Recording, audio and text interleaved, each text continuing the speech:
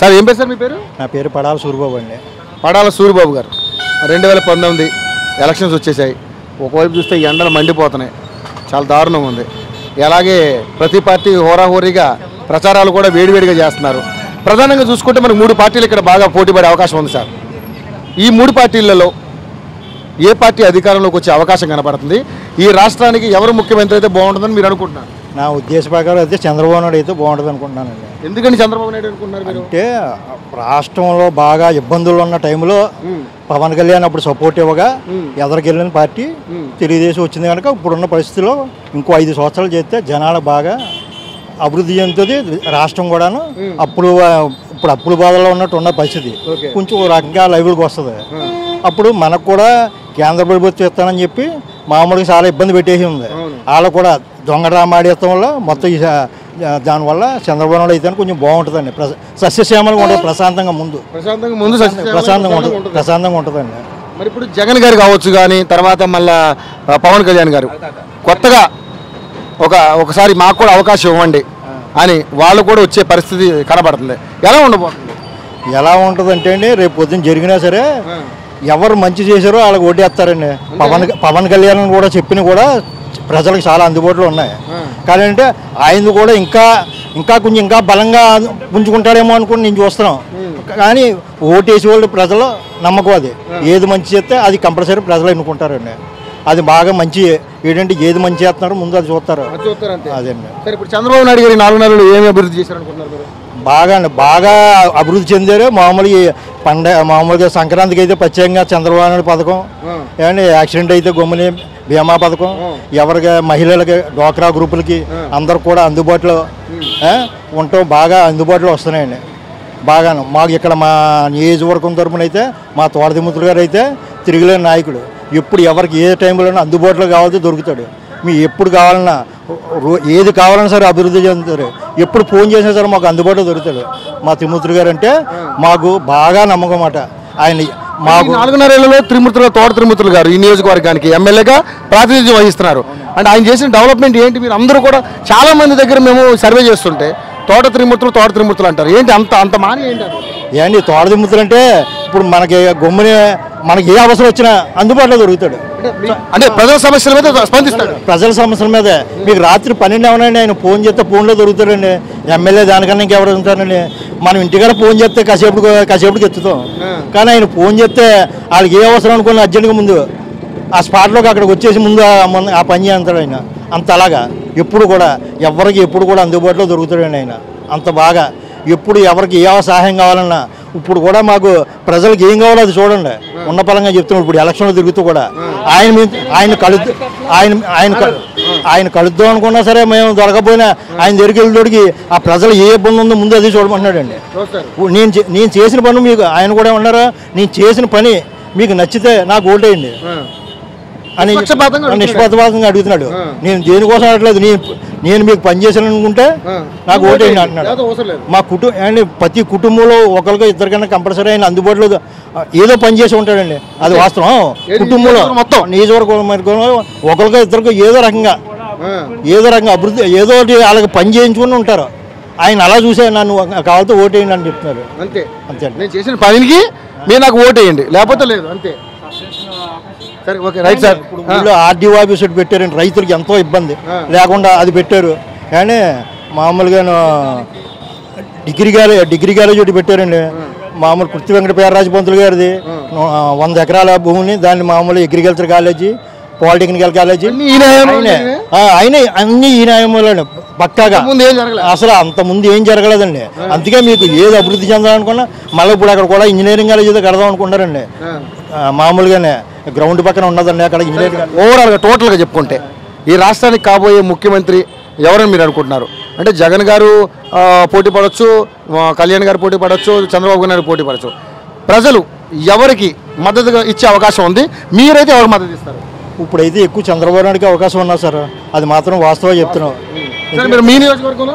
మా నియోజకవర్గంలో తోటదిముత్తులు గారు అండి. కంచులు అస్సలు మీకు పక్క బల్లగుద్ది మరీ చెప్తామండి. అందులో డౌట్ లేదండి. ఎందుకంటే ఆయన చేసిన పనులు బట్టి అడుగుతున్నాడు అంతే తప్ప ప్రజల దగ్గరికి వెళ్ళినా సరే నేను పని చేశాను అనుకుంటే మీ దగ్గరికి వచ్చాను, మీకు నచ్చితే అది కూడా చెప్తున్నాడు. నేను పని చేశాను, మీకు మనస్సాక్షికి అడగండి. నేను చెప్పినట్టు మామూలుగా మీరు వేసి చూడండి. నేను పని చేశానంటే నాకు వేసి చెప్పండి, అంతే. ఇంక రెండో మాట. సార్ నమస్కారం అండి. సార్ ఏం పేరు సార్ మీ పేరు? నా పేరు పోలిశెట్టి వీరబాబు. పోలిశెట్టి వీరబాబు గారు. వీరబాబు గారు 2019 వచ్చేసింది. ఇప్పుడు చాలా హడావడి ఎన్నికలు, రాష్ట్రం అంతా ప్రచారాలతో హోరెత్తిపోతున్నాయి. మా అంటే ఇంకా 4-5 రోజులే, 5 రోజులు. ఎలా ఉండబోతుంది ఫైనల్గా ఈ రాష్ట్రానికి? ఎవరు ముఖ్యమంత్రి కాబోతున్నారని మీరు నమ్మిన మీ సొంత అభిప్రాయం చెప్పండి. ఎవరు ముఖ్యమంత్రి ఎవరండి? ఓ నిరుద్యోగులు చాలామంది, ఉద్యోగస్తులు ఉద్యోగాలు లేక చాలామంది బాగా బాధపడుతున్నారు.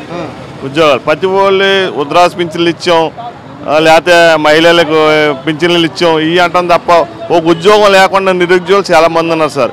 ఏమైనా సోమరిపోతులు చేస్తుంది తప్ప ఇంకోటి ఏది లేదు. నా అభిప్రాయం ఏంటంటే సార్, ఇప్పుడు నేను ట్రాక్టర్ మెకానిక్, నాకు ట్రాక్టర్ సీట్లో వర్కర్ లేడు. ఈ 2000 ఇచ్చడం వల్ల నిరుద్యోగ పింఛన్ 3000 అంటున్నాడు. నేర్చుకోకుండా 3000 కోసమే ఆడు రేపు నుంచి ఎవరికి లేదు సార్. ఇప్పుడు ఏంటంటే 2000 ఇస్తాడో, ఇప్పుడు వాచ్మెన్ ఉన్నాడు, వాచ్మెన్ మా షాప్లో వాచ్మెన్ లేడు.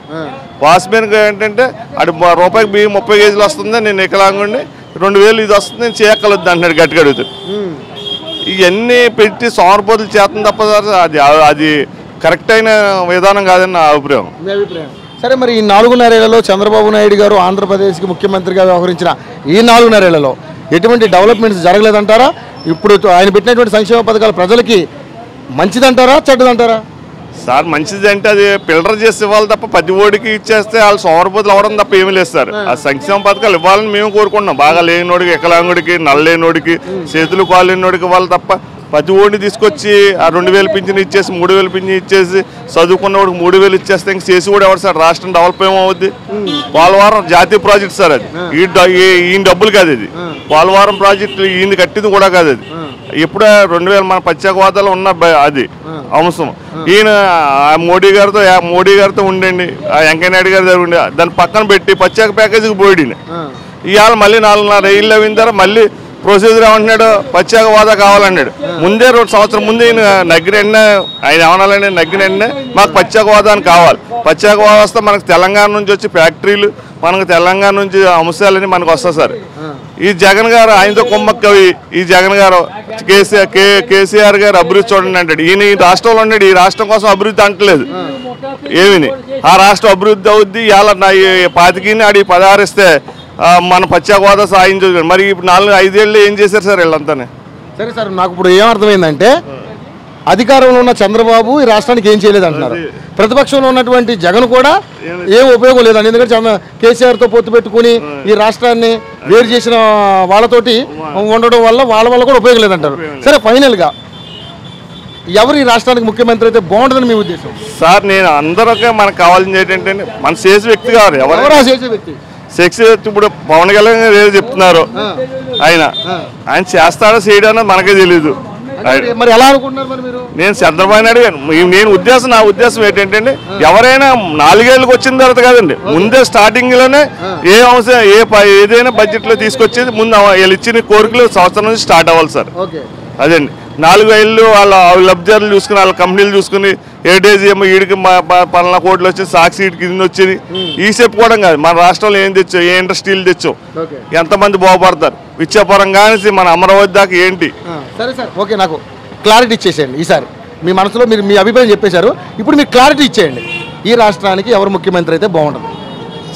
ఎవరు ముఖ్యమంత్రి అన్నది ఇప్పుడు నేను చెప్పిన దాంట్లో మీకు అర్థం ఉంటుంది. ఎవరైనా చేసి వ్యక్తి, పవన్ కళ్యాణ్ కూడా చేసే వ్యక్తి కావాలి అభిప్రాయం. ఇంకెవరున్నారు చెప్పండి? పవన్ కళ్యాణ్ గారు ఉన్నారు, జగన్ గారు ఉన్నారు, చంద్రబాబు నాయుడు గారు ఉన్నారు. ముగ్గురే కదా పోటీ పడేది. చెప్పండి, పవన్ కళ్యాణ్ ఎవరంటారు? ఎవరైనా చేసే వ్యక్తి అంటే పవన్ కళ్యాణ్ ఏమైనా చెప్తాడు, ఆయన చేయాలని నా ఉద్దేశం. పవన్ కళ్యాణ్ గారిని మీకు మద్దతు ఇస్తున్నారు. సరే, ఓకే, మీ పవన్ కళ్యాణ్ గారు ముఖ్యమంత్రి అయితే బాగుంటుంది అంటున్నారు. ఓకే, రామచంద్రపురం నియోజకవర్గం ఈ 4.5 ఏళ్లలో ఏ విధంగా డెవలప్మెంట్ అయింది? ఇక్కడ ఉన్నటువంటి స్థానికంగా ఉన్నటువంటి టీడీపీ ఎమ్మెల్యే తోట త్రిమూర్తులు గారు ఎలా అభివృద్ధి చేశారు? సార్ మా త్రిమూర్తులు గారు అన్నది మేము ఈ నియోజకవర్గంలో పార్టీ కోసం చూడం సార్, వ్యక్తి కోసం చూస్తాం. ఈ నియోజకవర్గంలో ఆయన ఏ పార్టీకైనా మేము చేయగలం. ఆయన ఏ పార్టీ? త్రిమూర్తులు గారు. అదేంటది అంటే టీడీపీలో ఉన్నారని కాదు, మేము వేసి టీడీపీ ఉన్నాడని కాదు, ఆయన జనసేనలోకి వెళ్ళడం లేదా ఇది ఎంఐఎంలోకి వెళ్ళడం దేనికైనా వెళ్ళినా మేము ఆయనకి అంతా చేస్తాం. ఎందుకని అంతా? ఆయన ఏంటంటే ఎల్లింటికి వెళ్ళి పలానా బాధ అంటే ఆయన చేస్తాడు, ఆయన వచ్చి నిలబడతాడు. ఆయన బాగా అంటే ఆయన అంత మంచి పేరు ఉంది ఇక్కడ. మంచి పేరు ఉందండి ఆయనకి. ఏంటంటే మనం ఈ కష్టాల్లో ఉన్నామండి అంటే ఇస్తాడు. ఆయన ఒంట్లో బాగాలేదు, మేము పలానా హాస్పిటల్లో ఉన్నా సార్, ఏదో వాళ్ళ పురమాయించండి అంటే వాడు పురమాయిస్తాడు ఏదో మనిషిని. అంటే బాగా ప్రజల కోసం ఆయన. నేను పార్టీ కోసం చెప్పట్లేదు సార్, వ్యక్తి చాలా మంచోడు ఆయన. ఆయనకి ఈసారి ఎవరు గెలుస్తారు ఇక్కడ? ఈసారి కూడా ఆయనే గెలుస్తాడు సార్. టీడీపీలో ఉన్న ఆయన కోసం వేస్తాం, టీడీపీ కోసం సార్. ఓకే సార్, మీరు కరెక్ట్ గా మాట్లాడారు. వ్యక్తిని చూస్తున్నారు, ఆయన చేసే మంచి పనిని చూస్తున్నారు. అంటే ఏ నియోజకవర్గం అయినా చూసినా సరే వ్యక్తిని బట్టి వేయాలండి. అది మనకు అనుభూతం ఉండడా, మనకి ఏంటి మనకి అభివృద్ధి చేసాడే లేదన్నది. పైన ఎవడొస్తే మనకేం సార్, మన ఇక్కడ నగ్గితే అక్కడ నగ్గుతారు సార్. మనకు పిలిస్తే పలికిబడి కావాలి తప్ప మనకి ఎవరో వస్తాడు ఆ పార్టీకి వేయాలని మనకు సిద్ధాంతం లేదు. ఫైనల్ గా ఈ రాష్ట్రానికి కాబోయే ముఖ్యమంత్రి ఎవరు అనుకున్నారు? నేను అంగు వస్తుంది అనుకున్నాను. అంగు వస్తుంది. ఓకే సార్, ఇక్కడ ఏంటి సార్ అంగు వస్తుంది, ఇక్కడ తిరుమల గెలుస్తారు సార్ పక్కా. హలో, మిమ్మల్ని ఫిలిం సెలబ్రిటీస్ రియల్ స్టోరీస్ ఏంటో తెలుసుకోవాలనుందా? లేటెస్ట్ గా రిలీజ్ అయ్యే మూవీ రివ్యూస్ నేను చెప్తే వినాలనుందా? ఇంకెందుకు ఆలస్యం, యోయో టీవీని సబ్స్క్రైబ్ చేసుకోండి. అలాగే మర్చిపోకుండా యోయో టీవీ యాప్ ని కూడా డౌన్లోడ్ చేసుకోండి.